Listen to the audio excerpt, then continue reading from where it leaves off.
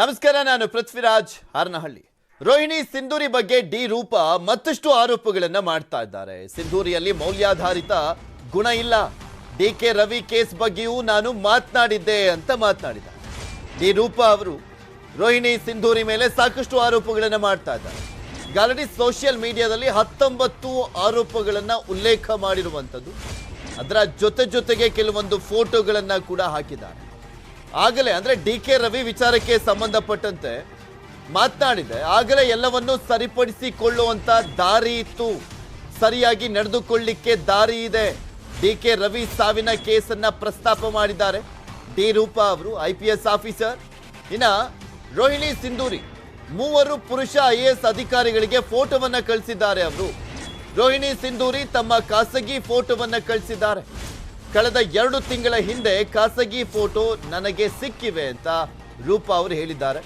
ದಾಖಲೆಯನ್ನ ಇಟ್ಕೊಂಡು Rohini ಸಿಂಧೂರಿಯ photo fake ಅಲ್ಲವೇ ಅಲ್ಲ, ಫೋಟೋ ಸಾಕ್ಷ್ಯಗಳನ್ನ ನಾನು ಕೋರ್ಟ್ಗೆ ಕೊಡ್ತೇನೆ.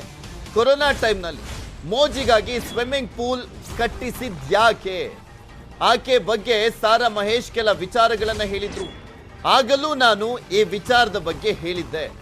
ನಮ್ಮ ಮನೆಯವರು ಆಕೆಗೆ ಎಷ್ಟು ಸಹಾಯ ಮಾಡಿದ್ದಾರೆ ಪ್ರಶ್ನೆನ ಮಾಡಿದ್ದಾರೆ.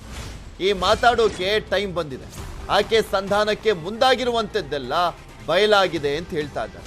ಅದಕ್ಕೆ ಈಗ ಎಲ್ಲವನ್ನೂ ಕೂಡ ಮಾಧ್ಯಮಗಳ ಮುಂದೆ ಇಟ್ಟಿದ್ದೇನೆ ಅಂತ ಸ್ಫೋಟಕ ವಿಚಾರಗಳ ಬಗ್ಗೆ ಮಾತನಾಡಿದ್ರು ರೂಪಾ. ಆನರಬಲ್ MLA ಅವ್ರ ಜೊತೆ ಇವರು ಸಂಧಾನಕ್ಕೆ ಟ್ರೈ ಮಾಡಿದ್ರು, ಹೋದ್ರು, ಭೇಟಿ ಮಾಡಿದ್ರು ಅಂತ. ಈಗ ಯಾವ ಸರ್ಕಾರಿ ನಿಯಮದಲ್ಲಿ ಸಂಧಾನ ಅಲೌಡ್ ಇದೆ? ಒಬ್ಬ IAS ಅಧಿಕಾರಿ DC ಸ್ಥಾನದಲ್ಲಿ ನಿಂತು ಏನೋ ಒಂದು ತಪ್ಪು ಕಂಡು ಹಿಡಿದಾಗ ಮತ್ತೆ ಅದರ ಮೇಲೆ ಆನರಬಲ್ MLA ಪ್ರತ್ಯಾರೋಪ ಮಾಡಿ ಇವ್ರ ಮೇಲೆ ಕೆಲವು ಆರೋಪಗಳನ್ನು ಮಾಡಿದಾಗ ಅದು ಆನ್ ಪೇಪರ್ ಸರ್ಕಾರದ ಮಟ್ಟದಲ್ಲಿರುವಾಗ ಸಂಧಾನ ಹೇಗೆ ಸಾಧ್ಯ? ಸೊ ಯಾಕೆ ಸಂಧಾನಕ್ಕೆ ಹೋದ್ರು? ಹಾಗಾದ್ರೆ ಇವ್ರ ಹತ್ರ ಏನಿದೆ ಮುಚ್ಚಿಟ್ಕೊಳ್ಳೋಕೆ? ಏನು ಮಾಡಿದ್ದಾರೆ? ಭ್ರಷ್ಟಾಚಾರ ಮಾಡಿದಾರಾ? ಅನೈತಿಕ ನಡತೆಗಳನ್ನು ನಡೆದಿದ್ದಾರಾ? ಏನಿದೆ? ಯಾಕೆ ಸಂಧಾನಕ್ಕೆ ಹೋಗಬೇಕು? ಈಗ ನಾನು ಕೂಡ ಜೈಲ್ ಎಕ್ಸ್ಪೋಸೆ ಮಾಡಿದಾಗ ಅಥವಾ ಇನ್ನೊಂದು ಮಾಡಿದಾಗ ಮತ್ತೊಂದು ಮಾಡಿದಾಗ ಹೇಳಿದ್ದೀನಿ, ಇರೋದನ್ನೆಲ್ಲ ಹೇಳಿದ್ದೀನಿ. ನಾನು ಯಾವತ್ತೂ ಯಾರ ಜೊತೆ ಸಂಧಾನಕ್ಕೆ ಹೋಗಿಲ್ಲ, ಹೋಗಬೇಕಾದ ಅಗತ್ಯವೂ ಇಲ್ಲ. ಭಾರತದ ಇತಿಹಾಸದಲ್ಲಿ ನಾನು ಫಸ್ಟ್ ಟೈಮ್ ಕೇಳ್ತಾ ಇರೋದು, ಒಬ್ಬ IAS ಅಧಿಕಾರಿ ತಾನು ಮಾಡಿದ ಕೆಲಸಕ್ಕೆ ಒಬ್ಬರು ಪೊಲಿಟಿಷಿಯನ್ ಹತ್ರ, MLA ಹತ್ರ ಸಂಧಾನಕ್ಕೆ ಹೋಗ್ತಾ ಇರೋದು ಅಂತ ಕೇಳಿರೋದು ಇದೇ ಫಸ್ಟ್. ಅದು ನನಗೆ ಬಹಳ ಖೇದ ಅನ್ನಿಸ್ತು. ಈ ಮಟ್ಟಕ್ಕೆ IAS ಅಧಿಕಾರಿಗಳು ಇಳಿದಿದ್ದಾರಾ ಅಂತ. ಸರ್ಕಾರಿ ನಿಯಮದಲ್ಲೇ ಇಲ್ಲ ಇದು. ಹೇಗೆ ಹೋದ್ರು? ಅದಕ್ಕೆ ಆ ನಿಟ್ಟಿನಲ್ಲಿ ನಾನು ಕೆಲವು ಪಾಯಿಂಟ್ಸ್ಗಳನ್ನು ಬರೆದೆ. ಯಾಕಂದರೆ ಬರೀ ಅಷ್ಟೇ ಮಾಡಿದ್ರೆ ಅದು ಪೂರ್ತಿ ಆಗಲ್ಲ. ಇವರ ನಡವಳಿಕೆ ಸ್ಟಾರ್ಟಿಂಗ್ ಇಂದ ಹೇಗಿತ್ತು ಅನ್ನೋದನ್ನು ನಾನು ಕೆಲವರು ಅದನ್ನು ಕೇಳಿದ್ದೀರಾ, ಹಿಂದಿಂದೆಲ್ಲ ಸೇರಿಸಿ ಯಾಕೆ ಬರೆದಿದ್ದೀರಾ ಅಂತ. ಎಷ್ಟೋ ಹಿಂದಿನ ವಿಚಾರಗಳು ನಮಗೆ ಗೊತ್ತಿರಲ್ಲ. ಒಬ್ಬ ವ್ಯಕ್ತಿ ಬೆಳೀತಾ ಗೊತ್ತಾಗ್ತದೆ, ನಂತರ ದಿನಗಳಲ್ಲಿ ಗೊತ್ತಾಗ್ತದೆ. ನಾನು, ನಮ್ಮ ಮನೆಯವರು ಮುನೀಶ್ ಮೋದ್ಗಿಲ್ IAS ಅವರು ಸುಮಾರು ಅವ್ರಿಗೆ ಬಹಳ ವರ್ಷ ಹೆಲ್ಪ್ ಮಾಡಿದ್ದೀವಿ. ನಮ್ಮ ಮನೆಯವರು ಅವರಿಗೆ ಡ್ರಾಫ್ಟ್ ಮಾಡಿಕೊಟ್ಟಿದ್ದಾರೆ. ಆಕೆ ಹಾಸನದಲ್ಲಿ ಕೂಡ CATಗೆ ಹೋದಾಗ ಗೌರ್ಮೆಂಟ್ ವಿರುದ್ಧ ಅದನ್ನು ಡ್ರಾಫ್ಟ್ ಮಾಡಿದವರು ಇವರೇ. ಅನೇಕ ವಿಷಯಗಳಲ್ಲಿ ಡ್ರಾಫ್ಟ್ ಮಾಡಿಕೊಟ್ಟಿರೋದು ಅಂತ ನಿಜ, ನನಗೂ ಗೊತ್ತು. ನಾನು ಕೂಡ ಸಪೋರ್ಟೇ ಮಾಡಿದ್ದೆ. ಬಟ್ ಬರಬರುತ್ತಾ ದಿನಗಳಲ್ಲಿ ಯಾವಾಗ ಆನರಬಲ್ MLA ಸಾರಾ ಮಹೇಶ್ ಅವರು ಲಾಸ್ಟ್ ಟೈಮ್ ಇದು ಮಾಡಿದ್ರು, ಯಾವಾಗ ಈಕೆ ಶಿಲ್ಪಾ ನಾಗ್ ಅವ್ರ ಜೊತೆ ಜಗಳ, ಯಾವುದೇ ಒಂದು ಭ್ರಷ್ಟಾಚಾರದ ವಿಷಯ ಇರಲಿಲ್ಲ, ಮೌಲ್ಯಾಧಾರಿತ ವಿಷಯ ಇರಲಿಲ್ಲ, ಸುಮ್ಮನೆ ಇದೆಲ್ಲ ನೋಡ್ತಾ ಬಂದಾಗ ನನಗೆ ವಿಷಯಗಳು ಅವ್ರ ಬಗ್ಗೆ ಗೊತ್ತಾಯಿತು. ಮುಂಚೆನೂ ಗೊತ್ತಿತ್ತು. ನಾನು DK ರವಿ ಅವರ ತೀರದ ವಿಷಯದಲ್ಲೂ ಆವಾಗೂ ಕೂಡ ನಾನು ಅನೇಕ IAS ಅಧಿಕಾರಿಗಳು ಈ ವಿಷಯ ಹೇಳಿದ್ದೆ. ಯಾರೋ ಒಬ್ರು ತಪ್ಪು ಮಾಡ್ತಾರೆ, ಒಂದು ಮಿತಿ ಮೀರಿ ಒಂದೇನೋ ಮೆಸೇಜ್ ಕಳಿಸ್ತಾರೆ, ತಮ್ಮ ಬಗ್ಗೆ ಅನುರಾಗ ಬೆಳೆಸ್ಕೋತಾರೆ ಅಂದರೆ ಅದನ್ನು ಬೆಳೆಸ್ತಕ್ಕದ್ದಲ್ಲ. ಅದನ್ನು ಅಲ್ಲಲ್ಲೇ ಕಟ್ ಮಾಡ್ಬೋದು, ಅಲ್ಲಲ್ಲೇ ಬ್ಲಾಕ್ ಮಾಡ್ಬೋದು. ಅಂಥ ವ್ಯಕ್ತಿಗಳನ್ನು ಮಾಡಿ ಸರಿಯಾದ ದಾರಿಯಲ್ಲಿ ನಡ್ಕೊಳ್ಳೋ ಅಂತ ಎಲ್ಲರಿಗೂ ಒಂದು ದಾರಿ ಇರ್ತದೆ. ಆದರೆ ಅವರು ಅಲ್ಲಿ ಎಲ್ಲೋ ಒಂದು ಕಡೆ ಎಡವಿದ್ರು ಅನ್ನೋ ಮಾತು ನಾನು ಆವಾಗೂ ಹೇಳಿದ್ದೆ. ಸೊ ನೀವು ನನ್ನನ್ನು ಪ್ರಶ್ನೆ ಮಾಡಬೇಡಿ ಈಗ ಯಾಕೆ ಹೇಳ್ತಿದ್ದೀರಾ ಅಂತ. ಅದನ್ನು ನಾನು ಆವಾಗೂ ಹೇಳಿದ್ದೆ, ಅದು ಆವಾಗೂ ನನ್ನ ನಿಲುವಿತ್ತು, ಈಗೂ ಅದೇ ನಿಲುವಿದೆ. ಅದಾದ ನಂತರ ನನಗೆ ಅನೇಕ ಬೇರೆ ಘಟನೆಗಳು ಕೂಡ ಆಕೆ ಬಗ್ಗೆ ತಿಳಿದಿರೋದ್ರಿಂದ ಅದನ್ನೆಲ್ಲ ನಾನು ಬರೆದಿದ್ದೀನಿ. ಮತ್ತು ಸಂಧಾನಕ್ಕೆ ಏನು ಅಂತ ಬಂತಲ್ಲ, ಆ ವಿಷಯಕ್ಕೆ ಸಂಬಂಧಪಟ್ಟಂಗೆ ನನಗೆ ರೀಸೆಂಟಾಗಿ ಇವ್ರ ಹಿಂದಿನ ಇದೆಲ್ಲ ಹಾಕಿ ನಾನು ಬರೆದಿದ್ದೀನಿ. ಈಗ ಯಾಕೆ ಅನ್ನೋ ಪ್ರಶ್ನೆ ನೀವು ಕೇಳಿದ್ರೆ ಸರಿಯಲ್ಲ ಅದು. ಮತ್ತು ಅದರಲ್ಲಿ ಒಂದು ಪಾಯಿಂಟ್ ಬರೆದಿದ್ದೀನಿ, ಇವರು ಕಳಿಸಬಾರ್ದಂಥ ಕೆಲವು ಪಿಕ್ಸ್ಗಳನ್ನು ಕಳಿಸಿದ್ದಾರೆ ಕೆಲವು IAS ಅಧಿಕಾರಿಗಳಿಗೆ ಅಂತ. ಅದು ನನ್ನ ಹತ್ರ ಹೇಗೆ ಬಂತು ಅಂತ ಕೇಳಬೇಡಿ, ಅದನ್ನ ತನಿಖೆ ನಾನು ಸರ್ಕಾರ ಮಟ್ಟದಲ್ಲಿ ಕೊಟ್ಟಿದ್ದೀನಿ, ಅದು ಎಲ್ಲರ ಮೇಲೆ ತನಿಖೆ ಆಗಬೇಕು. ಆ ಪಿಕ್ಸ್ನ ಮತ್ತೆ ಹಾಕಿರೋದು ಈಗ ಯಾಕೆ ಹಾಕಿದ್ರಿ ಅಂತ ಕೆಲವರು ಕೂಡ ಕೇಳಿದ್ದೀರಾ. ಈಗ ಯಾಕೆ ಹಾಕಿದೆ ಅಂದರೆ ಆ 19 ಪಾಯಿಂಟಲ್ಲಿ ನಾನು ಅದೊಂದು ಪಾಯಿಂಟ್ ಬರ್ತಿದ್ದೀನಿ, ಆಕೆ ಕಳಿಸಬಾರ್ದು ಪಿಕ್ಸ್ ಕಳಿಸಿದ್ದಾರೆ ಅಂತ. ಆ ಪಿಕ್ಸ್ ಏನು ಹಾಕಿದ್ದೀನಿ ಅದು ಸ್ಯಾಂಪಲ್ ಪಿಕ್ಸ್ ಅಷ್ಟೇ. ಸೊ ಅದರಲ್ಲಿ ಏನು ತಲೆದಿಂಬು ಬಿಟ್ಕೊಂಡು ಮಲಗಿರುವಂಥ ಒಂದು ಪಿಕ್ ಇದೆ, ಸಲೂನಲ್ಲಿ ಕೆಲಸ ಮಾಡಿಸ್ಕೊಳ್ತಿರುವಾಗ ತೆಗೆದಂಥ ಪಿಕ್ ಇದೆ. ಇಂಥ ಪಿಕ್ಗಳನ್ನು ಒಬ್ಬ ಜವಾಬ್ದಾರಿಯುತ ಸ್ಥಾನ, ಅದು IAS ಅಂದರೆ ತುಂಬ ಜನಸಾಮಾನ್ಯರು ಕೂಡ ಆಗಬೇಕು ಅಂತ ಬಯಸುವಂಥ ಹುದ್ದೆ, ಅದು ಎಲ್ಲರೂ ಬರೀತಾರೆ ಆ ಎಕ್ಸಾಮ್. ಅಂಥ ಒಬ್ಬ IAS ಅಧಿಕಾರಿ ಎಲ್ಲರಿಗೂ ಪಾಠ ಹೇಳುವಂಥ ಒಂದು ಸ್ಥಾನದಲ್ಲಿರಬೇಕು, ಮಾದರಿಯಾಗಿರಬೇಕು. ಅಂಥವ್ರು ಇಂಥ ಪಿಕ್ಸ್ಗಳನ್ನು ಪುರುಷ ಅಧಿಕಾರಿಗಳಿಗೆ ಕಳಿಸ್ತಾರೆ ಅಂದರೆ ಏನರ್ಥ?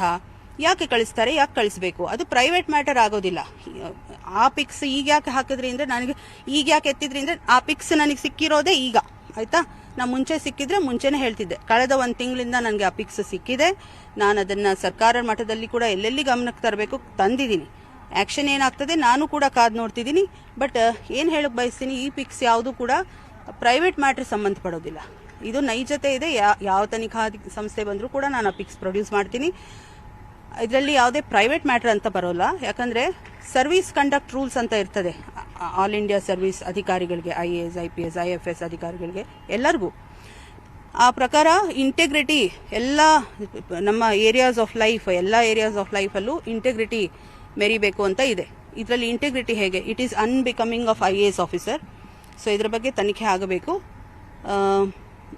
ಸೊ ಒಂದು ಸಂಧಾನ ವಿಷಯಕ್ಕೆ ಬಂದಾಗ ನನಗೆ ಮೈ ಉರಿದೋಯ್ತು. ಯಾಕಂದರೆ ಎಲ್ಲೂ ಕೇಳಿಲ್ಲ ಈ ರೀತಿಯ ಒಂದು ಸಂಧಾನ. ಹಾಗಾಗಿ ಈ ವಿಷಯಗಳನ್ನು ನಾನು ಬರೆದೆ. ಮತ್ತು ಅದರಲ್ಲಿ ಅನೇಕ ಪಾಯಿಂಟ್ಸ್ಗಳು ತುಂಬ ಸೀರಿಯಸ್ ಇದೆ. ಈಗ ಫಾರ್ ಎಕ್ಸಾಂಪಲ್ ಸ್ವಿಮ್ಮಿಂಗ್ ಪೂಲ್ ಆಕೆ ಏನು ಮಾಡಿದ್ರು, ಮೈಸೂರಿನಲ್ಲಿ ಜನ ಸಾಯ್ತಿದ್ರು ಕೋವಿಡ್ ಟೈಮ್ನಲ್ಲಿ. ಅಂಥ ಟೈಮ್ನಲ್ಲಿ ಸ್ವಿಮ್ಮಿಂಗ್ ಪೂಲ್ ತನ್ನ ಮೋಜಿಗೆ ಅಲ್ಲಿ ಕಟ್ಕೊಳ್ಳೋದು ಅಂದರೆ ಏನು ಅರ್ಥ? ಸಾರ್ವಜನಿಕ ಹಣ, ತೆರಿಗೆ ಹಣ, ಅದನ್ನು ಸ್ಪೆಂಡ್ ಮಾಡಿ ಖರ್ಚು ಮಾಡಿ ಸ್ವಿಮ್ಮಿಂಗ್ ಪೂಲ್ ಆಕೆ ತನ್ನ ಕ್ಯಾಂಪಸ್ಸಲ್ಲಿ ಮಾಡಿಸ್ಕೋತಾರೆ ಅಂದರೆ ಏನರ್ಥ? ಆಕೆಗೆ ಮಾನವೀಯತೆ ಇದೆಯೇ? ಸೊ ಅದು ಹೆರಿಟೇಜ್ ಬಿಲ್ಡಿಂಗ್ ಕೂಡ ಅದು ಅದ್ರ ಬಗ್ಗೆ ತನಿಖೆ ನಡೆದಿದೆ. ಈಗ ಪ್ರಿಲಿಮಿನರಿ ಎನ್ಕ್ವೈರಿಯನ್ನು ಡಾಕ್ಟರ್ ರವಿಶಂಕರ್ IAS ಅವ್ರಿಗೆ ಕೊಡಲಾಗಿತ್ತು, ಸರ್ಕಾರನೇ ಕೊಟ್ಟಿತ್ತು. ಆ ಪ್ರಿಲಿಮಿನರಿ ಎನ್ಕ್ವೈರಿಯನ್ನು ಡಾಕ್ಟರ್ ರವಿಶಂಕರ್ ಪ್ರೂವ್ ಮಾಡಿದ್ದಾರೆ. ಈಗ ಅದರ ಮೇಲೆ ನೆಕ್ಸ್ಟ್ ಲಾಜಿಕಲ್ ಸ್ಟೆಪ್ ಅಂದರೆ ಡಿಸಿಪ್ಲಿನರಿ ಎನ್ಕ್ವೈರಿ ಅಂತ ನಡೆಯುತ್ತದೆ, ಡಿಪಾರ್ಟ್ಮೆಂಟಲ್ ಎನ್ಕ್ವೈರಿ. ಅದು ನಡಿಬೇಕು. ಈಗ ಅದು ಪ್ರಿಲಿಮಿನರಿ ಎನ್ಕ್ವೈರಿ ಆಗಿನೇ ಸುಮಾರು ತಿಂಗಳಾಯಿತು. ಬಟ್ ಆದರೂ ಕೂಡ ಇನ್ನೂ ಆಗಿಲ್ಲ. ಸೊ ಯಾಕಾಗಿಲ್ಲ ನನಗೂ ಸೋಜಿಗದ ಪ್ರಶ್ನೆ. ಅದನ್ನು ಮಾಧ್ಯಮಗಳು ಕೂಡ ಎತ್ತಬೇಕು. ಯಾರು ಇವರಿಗೆ ಅಷ್ಟೊಂದು ಸಪೋರ್ಟ್ ಮಾಡ್ತಾ ಇದ್ದಾರೆ ಅದು ನನಗೂ ಗೊತ್ತಿಲ್ಲ. ಮತ್ತು ಇಷ್ಟು ಬಾರಿ ಇಷ್ಟೆಲ್ಲ ಆದ್ರೂ ಪ್ರತಿ ಸಲ ಅವ್ರಿಗೆ ಯಾವುದೇ ಶಿಕ್ಷೆ ಆಗೋದಿಲ್ಲ ಅಂದರೆ ಏನರ್ಥ? ಸೊ ಅದನ್ನು ತಾವುಗಳು ಪ್ರಶ್ನೆ ಮಾಡಬೇಕು. ಅವರು ಏನೋ ಬಹಳ ತಮ್ಮ ಒಂದು ಗುಳ್ಳೆ ಬೆಳೆಸ್ಕೊಂಡಿದ್ರು, ಅದನ್ನು ನಾನು ಇವತ್ತು ಹೊಡೆದಿದ್ದೀನಿ. ನಿಸ್ಪೃಹ ಇದು ಅದೆಲ್ಲ. ಸೊ ಪ್ರತಿ ಸಲನೂ ಅವರು ನನ್ನ ಮೇಲೆ ಇವ್ರು ಅಟ್ಯಾಕ್ ಮಾಡ್ತಾರೆ ಅಂತ ಸಿಂಪತಿ ತಗೊಳ್ತಾರೆ. ಅದು ಹೋಗಿನೇ ಅದು ಎಲ್ಲರ ಹತ್ರ ಭೇಟಿ ಮಾಡಿ ಹತ್ರ ಸಿಂಪತಿ ತಗೊಂಡೆ ಅವರ ಮೇಲೆ ಯಾವುದೂ ಕ್ರಮ ಆಗದೆ ಇರೋ ಹಾಗೆ ನೋಡ್ಕೊಳ್ತಾರೆ. ಬಟ್ ಆ ಮಿಸ್ಪ್ಲೇಸ್ಡ್ ಸಿಂಪತಿ ಬೇಡ ಅಂತ ನಾನು ಈ ಬಾರಿ ಯಾರು ಅಥಾರಿಟೀಸ್ ಇದ್ದಾರೆ ಅವರಲ್ಲಿ ಮನವಿ ಮಾಡ್ತೇನೆ.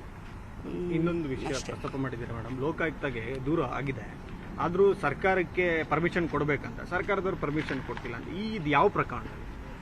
ಅದು ಬ್ಯಾಗ್ ಪ್ರಕರಣ. ಅದು ಬ್ಯಾಗ್ ವಿಷಯ ಅಂದರೆ ಹ್ಯಾಂಡ್ಲೂಮ್ ಇದರಲ್ಲಿ ಅದು DC ಮೈಸೂರು ಆಗಿದ್ದಾಗ ಅದೆಷ್ಟೋ ಅಗ್ಗದ ಬೆಲೆಯ ಬ್ಯಾಗ್ಗೆ ತುಂಬ 10 ಪಟ್ಟು 20 ಪಟ್ಟೇನೋ 10 ಪಟ್ಟಿರ್ಬೋದು ಬೆಲೆ ಹಾಕಿ ಖರೀದಿ ಮಾಡಿದ್ರು ಅನ್ನೋ ಬಗ್ಗೆ ಅದ್ರ ಬಗ್ಗೆ ನಿರಾಕರಣೆ ಮಾಡಲಾಗಿದೆ ತನಿಖೆ. ಅದನ್ನೊಂದು ಬರ್ದಿದ್ದೀನಿ. ಇನ್ನು ಚಾಮರಾಜನಗರದೊಂದು ಬರ್ದಿದ್ದೀರಾ ಮೇಡಮ್? ನಾನು ಹೇಳಿದ್ನಲ್ಲ ಎಲ್ಲ ವಿಷಯಗಳು ನಾನು ಬರ್ದಿದ್ದೀನಿ. ಮತ್ತಿನ್ನು ಹೆಚ್ಚು ಏನು ಹೇಳೋದಿಲ್ಲ. ನಾನು 19 ಪಾಯಿಂಟ್ಸು ಬರ್ದಿದ್ದೀನಿ. ಮತ್ತು ಇದನ್ನು ಈಗ ಯಾಕೆ ಹೇಳ್ತಿದ್ರಿ ಪ್ರಶ್ನೆ ಅನ್ನೋದಕ್ಕೂ ಉತ್ತರ ಹೇಳಿದ್ದೀನಿ. ಮತ್ತು ನನಗೆ ಎಷ್ಟೋ ವಿಷಯಗಳು ಈಗ ಗೊತ್ತಾಗಿರ್ಬೋದು, ಪಿಕ್ಸು ಹೀಗೆ ಸಿಕ್ಕಿರ್ಬೋದು ಅಲ್ವಾ? ಹಾಗಾಗಿ ನಾನು ಸಿಕ್ಕ ತಕ್ಷಣ ಮಾಡಿದ್ದೀನಿ, ಹೇಳಿದ್ದೀನಿ. ಇದನ್ನ ಆಗಲೇ ಸರ್ಕಾರದ ಗಮನಕ್ಕೂ ತಂದಿದ್ದೀನಿ. ಅದನ್ನೇ ಹೇಳಿದ್ನಲ್ಲ ಪ್ರಶ್ನೆ, ಈಗ ತಂದಿರೋದು ಟೈಮಿಂಗ್ ಈಗ ಯಾಕೆ ಅಂತ. ಅದೇ ಹೇಳಿದ್ನಲ್ಲ, ಈಗ ಯಾಕೆ ಅಂದ್ರೆ ನನಗೆ ಸಿಕ್ಕಿರೋದೇ ಇವಾಗ. ಅದನ್ನ ನೀವು ತನಿಖೆ ಮಾಡಿ. ಹೌದು, ಅವ್ರು ಅದ್ಯಾರು ಅಂತ ನೋಡಿ. ಯಾಕಂದ್ರೆ ಅವರು ನೊಂದವರು, ಅವರು ಹೇಳ್ಕೊಂಡಿಲ್ಲ ಆಯ್ತಾ. ಅಟ್ಲೀಸ್ಟ್ DK ರವಿ ಕೇಸಲ್ಲಿ ಕುಸುಮಾ ಅವರು ಏನೋ ಬರ್ದಿದ್ರು, ಇವರಿಗೆ ಅದೆಲ್ಲ ಬಂತು, ಮೀಡಿಯಾಗಳಲ್ಲೂ ಬಂತು. ಬಟ್ ಈ ಕೇಸಲ್ಲಿ ಯಾವುದು ಬಂದಿಲ್ಲ. ನೀವು ಅವ್ರನ್ನೇ ಕಂಡು ಹಿಡೀರಿ ಅವ್ರು ಯಾರು ಅಂತ. ನನಗೆ ಸುಮ್ಮನೆ ಹರೀಶ್ IPS ಯಾರು ಮೇಡಮ್? ಅವರು IPS ಇವರ ಬ್ಯಾಚ್ಮೇಟೆ ತಮಿಳುನಾಡಲ್ಲಿ ಇದ್ರು. ಅದನ್ನು ಕೂಡ ತನಿಖೆ ಆಗಬೇಕಾಯ್ತು. ಆತ್ಮಹತ್ಯೆ ಮಾಡ್ಕೊಳ್ಳುವಾಗ ಅನೇಕ ಕಾರಣಗಳಿರ್ತಾವೆ. ಆದರೆ ಅದನ್ನು ನಾನು ಬರೆದಿದ್ದೀನಿ. ಅದನ್ನು ಆವಾಗೂ ನಾನು ನಂಬಿಲ್ಲ, ಈಗೂ ಅಷ್ಟೊಂದು ನಂಬಿಲ್ಲ. ಆದರೆ ಅದು ಈ ರೀತಿ ಓಡಾಡ್ತಾ ಇದೆ ಆ ವಿಷಯ ಕೂಡ, ಅದು ಕೂಡ ತನಿಖೆ ಆಗಲಿ ಸಾಕು. Thank you. ಇದು ಕಂಟಿನ್ಯೂ ಆದ್ರೆ ಮೇಡಮ್, ಈಗ ಇದನ್ನ ನನ್ನ ಮೇಲೆ ಪರ್ಸನಲಿ ಇಂಟ್ರೆಸ್ಟ್ ತಗೊಂಡು ಒಂದ್ ನಿಮಿಷ, ಇದು ಇದ್ರಲ್ಲಿ ಪರ್ಸನಲ್ ಏನು ಇಲ್ಲ. ನಾನು ಆಗ್ಲೇ ಹೇಳಿದೀನಿ, ಆ ಥರ ಪಿಕ್ಸ್ ಕಳ್ಸೋದು ನಾರ್ಮಲ್ ಅಂತ ಬಹಳಷ್ಟು ಜನಕ್ಕೆ ಅನ್ಸ್ಬಹುದು, ಅದ್ರಲ್ಲಿ ಏನೂ ಇಲ್ಲ ಅನ್ಸ್ಬಹುದು. ಆದ್ರೆ ಅವರು ಆ ಥರ 1-to-1 ಪುರುಷ ಅಧಿಕಾರಿಗಳಿಗೆ ಕಳಿಸುವಾಗ ಅದು ನನಗೆ ಸಿಕ್ಕಿದೆ. ಸೊ ಯಾಕೆ ಕಳಿಸಿದ್ದಾರೆ, ಏನು ಅರ್ಥ ಅದರದು, ಏನಾದ್ರ ಬಿಹೈಂಡ್ ಮೋಟಿವ್, ಅದನ್ನ ಇಟ್ಕೊಂಡು ಅವ್ರು ಏನೇನು ಮಾಡಿದ್ರು, ಅದಕ್ಕೋಸ್ಕರ ಸಂಧಾನಕ್ಕೆ ಹೋದ್ರ ಸಾರಾ ಮಹೇಶ್ ಅವ್ರ ಹತ್ರ. ಮಣಿವಣ್ಣನ್ ಅವರು ಕರ್ಕೊಂಡು ಹೋಗಿದ್ದಾರೆ, ಅದು ಕೂಡ ಎಲ್ಲರಿಗೂ ಗೊತ್ತಿದೆ. ಅದನ್ನ Sara Mahesh honourable MLA floor of the house ಅಲ್ಲೇ ಹೇಳಿದ್ದಾರೆ. ಸೊ ಯಾಕೆ ಹೋದ್ರು ಹಾಗಾದ್ರೆ? ತನಿಖೆ ಮಾಡಿ. ರೂಪಾರ್ ಅವರಿಗಾಗ್ಲಿ ಅಥವಾ ಅವ್ರ ಕುಟುಂಬಕ್ಕೆ IAS ಅಧಿಕಾರಿಯಿಂದ ಯಾವ ರೀತಿಯ ಅನ್ಯಾಯ ಮೋಸ ಆಗಿದೆ ಇವತ್ತು? ನಾನು ಹೇಳಿದ್ದಲ್ಲ ಯಾವುದೇ ಪರ್ಸನಲ್ ವಿಷಯ. ಒಂದ್ ನಿಮಿಷ, ನೀವು ಕೇಳ್ಬೋದು ಯಾಕೆ ಈಗ ಇವ್ರ ಮೇಲೆ ಪದೇ ಪದೇ ಮಾಡ್ತೀರಿ ಅಂತ. ನಾನು ಹಿಂದೆ ಕೂಡ ಸಾರಾ ಮಹೇಶ್ ಅವರು ಆನರಬಲ್ MLA ನನಗೂ ಫೋನ್ ಮಾಡಿ ಕೆಲವು ವಿಷಯಗಳು ತಿಳಿಸಿದ್ರು. ಆನಂತರ ಆ ಸಂದರ್ಭದಲ್ಲೂ ನಾನು ಬರೆದಿದ್ದೆ. Media social media handles, paid handles ಇದೆ ಅವ್ರ ಹತ್ರ ಅಂತಲೂ ನನಗೆ ಯಾರೊಬ್ರು ಹೇಳಿದ್ರು. ಅದನ್ನು ನಾನು ಬರೆದಿದ್ದೆ. ಆ ಸಂದರ್ಭದಲ್ಲೂ ನೀವು ಅದನ್ನು ಓಪನ್ ಮಾಡಿ ನೋಡಿ, ಆ ಪೋಸ್ಟ್ ಅದರಲ್ಲಿ ನಾನು ಬರೆದಿದ್ದೀನಿ. ನಾನೇ ಅಂದರೆ ನನಗೆ ಗೊತ್ತಲ್ಲ ವಿಷಯ, ನಮ್ಮ ಮನೆಯವರು ಎಷ್ಟು ಸಹಾಯ ಮಾಡಿದ್ದಾರೆ, ಅದಕ್ಕೆ ನನ್ನ ಸಪೋರ್ಟ್ ಕೂಡ ಇತ್ತು, ನಾವು ಮಾಡಿದ್ದೀವಿ. ಬಟ್ ಅವರು ಬರಬರ್ತಾ ಅವರ ಈ ಬಿಹೇವಿಯರ್ಗಳನ್ನು ನೋಡಿದರೆ, ನಾನು ಹೇಳಿದ್ದೀನಲ್ಲ 19 ಪಾಯಿಂಟ್ಸ್. ಕೆಲವ್ರಿಗೆ ವಾಯ್ಸ್ ಇರುತ್ತೆ, ನನ್ನಂಥವ್ರು ಬಂದು ಮಾತಾಡ್ತಾರೆ, ಕೆಲವರು ಮಾತಾಡಲ್ಲ, ಹೆದರ್ಕೊಳ್ತಾರೆ. ಈಗ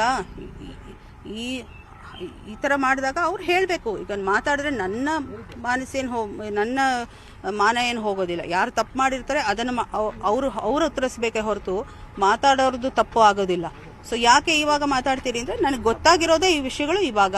ಪ್ಲಸ್ ಈಗ ಈ ವಿಷಯ ಗೊತ್ತಾಗ ಸಂಧಾನದ ವಿಷಯ ಈಗ ಬಂತು, ಹಾಗಾಗಿ ಇದನ್ನು ಮಾತಾಡಿದ್ದೀನಿ. ಆ ಪಿಕ್ಸ್ಗಳು ಈಗ ಕಂಡು ಬಂದವು. ಈಗ ಅಂದರೆ ಇವತ್ತಲ್ಲ, 1 ತಿಂಗಳ ಹಿಂದೆ ಎಲ್ಲೆಲ್ಲಿ ಗಮನಕ್ಕೆ ತರಬೇಕು ತಂದಿದ್ದೀನಿ. ಇವತ್ತು ಸಂಧಾನದ ವಿಷಯ ಬಂದಾಗ ನಾನು ಅದನ್ನ ಹಾಕಿದೆ. ಯಾಕಂದ್ರೆ ನೀವು ಕೆಲವರು ಇರ್ತೀರಾ, ಪಿಕ್ಸ್ ಅಂದ್ರೆ ಏನು ಅಂತ. ಅದಿರ್ಲಿ, ಆ ವಿವರಣೆಗಳೆಲ್ಲ ಏನು ಬೇಡ. ನಾನು ಇನ್ಯಾವುದೂ ರಿಲೀಸ್ ಮಾಡೋದಿಲ್ಲ. ಅವ್ರಿಗೆ ಗೊತ್ತಿದೆ, ವಿಷಯ ಗೊತ್ತಿದೆ. ಸರ್ಕಾರ ಅಂತ ಹೇಳಿದಾಗ ಯಾರ್ಯಾರು ಸರ್ಕಾರ ಅಂತ ನಿಮ್ಗೂ ಗೊತ್ತಿದೆ, ನಾನು ಅವ್ರಿಗೆಲ್ಲ ಹೇಳಿದ್ದೀನಿ.